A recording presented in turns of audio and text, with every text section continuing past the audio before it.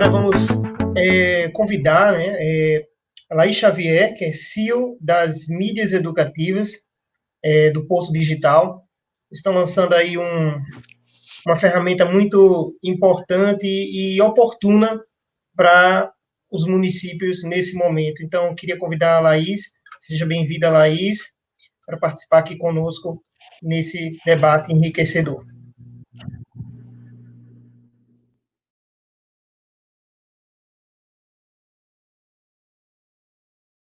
Está sem o áudio, tá? Não estamos te ouvindo. Opa, desculpa, esqueci de tirar do mudo. Pessoal, boa tarde. Obrigada, Maxwell, aí, pela apresentação. Obrigada aí, doutor Sérgio, pelo convite.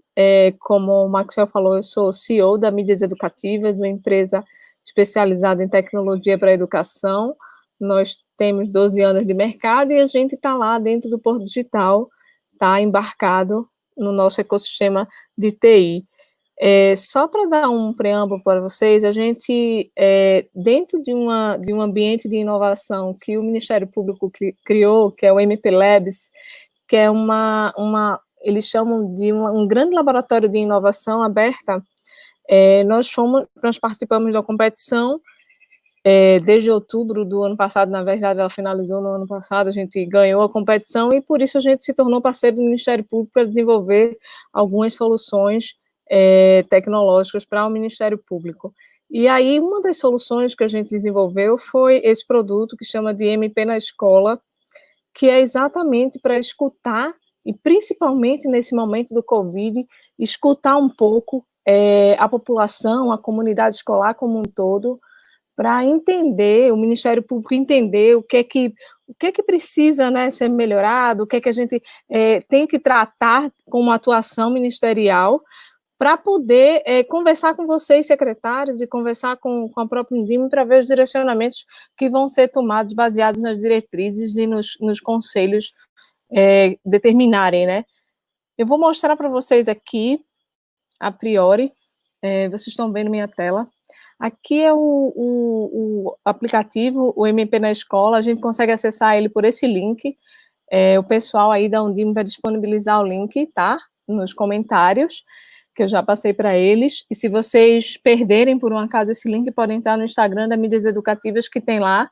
Ele está sendo pré-lançado aqui com vocês, ele vai ser lançado ainda oficialmente pelo Ministério Público semana que vem, então, se perderem o link, podem entrar lá no Instagram da gente, que tem lá na bio, certo? Você vem, entra, e depois que você chega, você precisa fazer o cadastramento, tá? Você clica aqui para se cadastrar, e aqui você faz um cadastro rapidinho, só dizendo qual é o teu perfil enquanto comunidade escolar dentro desse ambiente.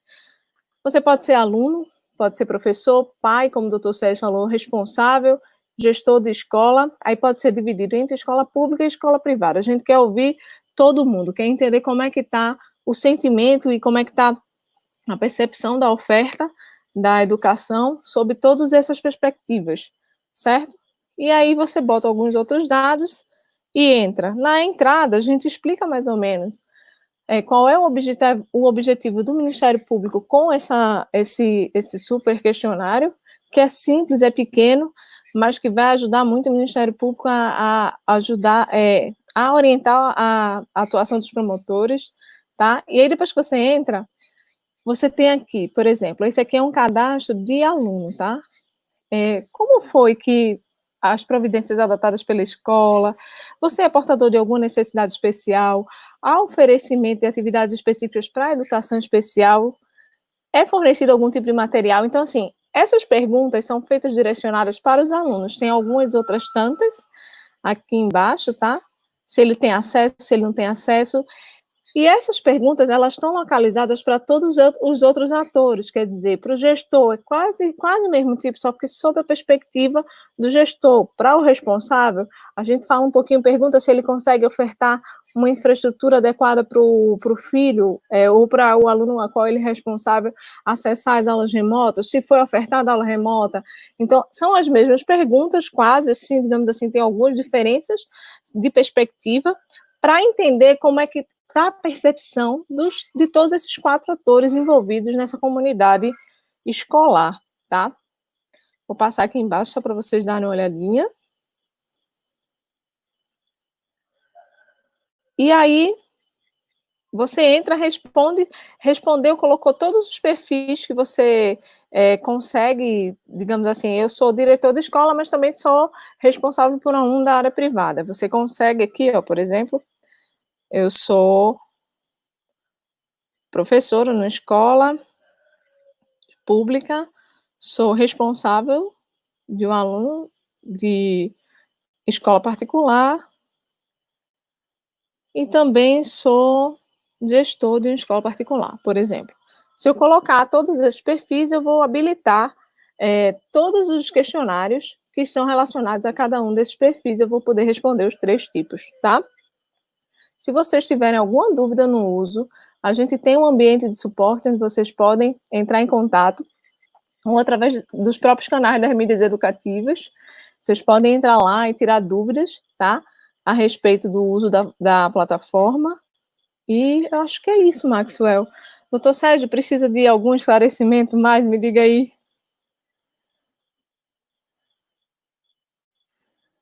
Tá no mudo, doutor Sérgio? Tá sem o áudio, doutor Sérgio. Pronto, voltei. A gente pode trocar só algumas informações complementares, Laís.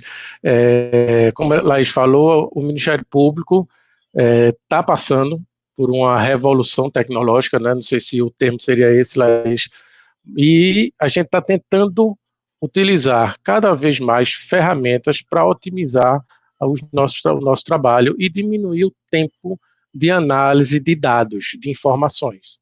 O que antes nós poderíamos demorar 4 meses, 2 meses, 1 mês para fazer uma análise, dentro dessa parceria que está sendo realizada no MP Labs, que a Mídias Educativas foi a vencedora do desafio na área da educação e infância também, né? A gente está tentando trazer essas ferramentas para facilitar o trabalho do promotor e, de alguma maneira, a atuação nossa em busca da implementação de políticas públicas, essa atuação nossa seja mais efetiva e mais célere. Esses formulários que estão sendo aí apresentados para vocês têm por objetivo também isso, colaborar com esse trabalho que o Ministério Público vai realizar no acompanhamento das atividades não presenciais e na reorganização do calendário, né, e, de alguma maneira, também levar para vocês essa percepção que esses atores que Laís comentou, a percepção que eles estão tendo em relação a essas atividades. Não é mais um olhar de vigilância, é um olhar de parceria para que soluções possam ser construídas ao longo desse ano de 2020, ano de 2021, a depender das alterações legislativas que estejam aí acontecendo. Então, é um trabalho de inovação bem interessante e a implementação desse formulário e a divulgação desse formulário é já uma solicitação que eu faço a vocês, que vocês possam divulgar nos seus municípios esse endereço aí, não sei como é que dá o nome, Laís, do aplicativo, para que o formulário seja preenchido, facilitará repensar ou pensar os próximos passos que as escolas privadas e públicas terão que efetivar no retorno das atividades presenciais. Eu estou vendo algumas perguntas aqui sobre a questão de acessibilidade, doutor Sérgio. E, assim, dentro do formulário, a gente pergunta como é que ficou a atuação na educação especial, tá? Então, é importante que quem tem alguma coisa a falar e contar sobre isso, lá tem um espaço para que você consiga colocar essa informação. Não sei se era exatamente isso que estavam perguntando, mas estão perguntando. Os pais do aluno com deficiência estão, né, querendo alguma coisa, então lá tem perguntando sobre isso. Eu tô com um problema aqui, não estou tendo acesso às perguntas, mas depois a gente filtra aí essas perguntas e pode responder alguma dessas perguntas, a depender aí do tempo e da organização de Max. O que é que a gente pretende depois, gente? Nós vamos ter esses formulários para esse momento que nós estamos vivendo agora, de atividades paralisadas, né?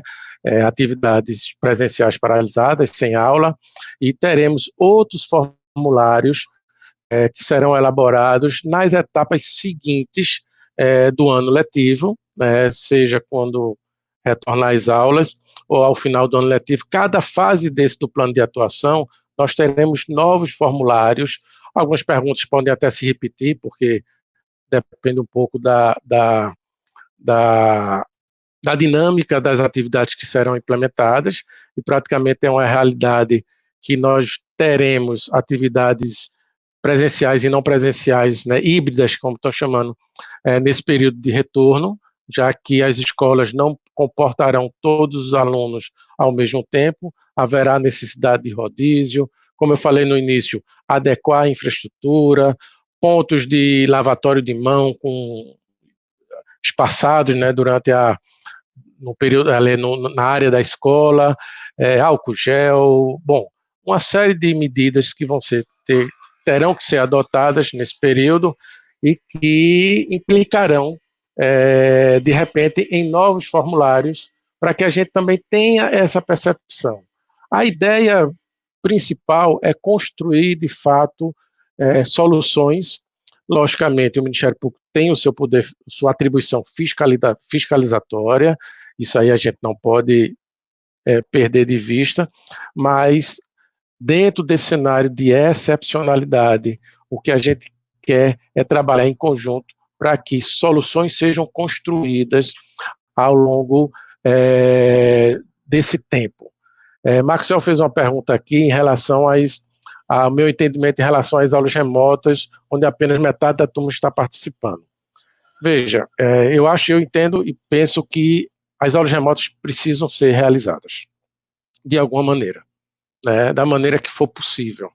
Agora, dentro desse cenário e das dificuldades que existem no dia a dia, é preciso que a escola, o gestor, identifique agora, neste momento, o porquê de só metade da turma estar participando. Quais são os motivos que ensejaram que a outra metade, os outros alunos, eles não tenham tido a possibilidade de participação. E é dentro desse ponto que esse diagnóstico que a gente propõe é relevante, porque a escola vai ter condições de verificar quem teve acesso, quem não teve, e fazer uma reorganização das suas atividades de reposição de conteúdo de maneira diferenciada, respeitando os problemas e as dificuldades que cada aluno teve. Tem pai, por exemplo, que a gente sabe que não quer que o menino faça, seu filho faça as atividades. Já chegou o meu conhecimento. Mas é preciso que esse diagnóstico seja, de fato, bem elaborado, na fase seguinte e ao final, os conteúdos curriculares programados, os assuntos, que estão sendo ministrados, os professores, a gestão escolar, escola pública ou privada, eles tenham um diagnóstico confiável de como os seus alunos se portaram nesse período em termos de aquisição de conhecimento e em termos de perda de conhecimento, perda cognitiva. Então, esses formulários, eles vêm, na verdade, de uma maneira a contribuir. O retorno das aulas presenciais será um grande e gigantesco desafio. Tá?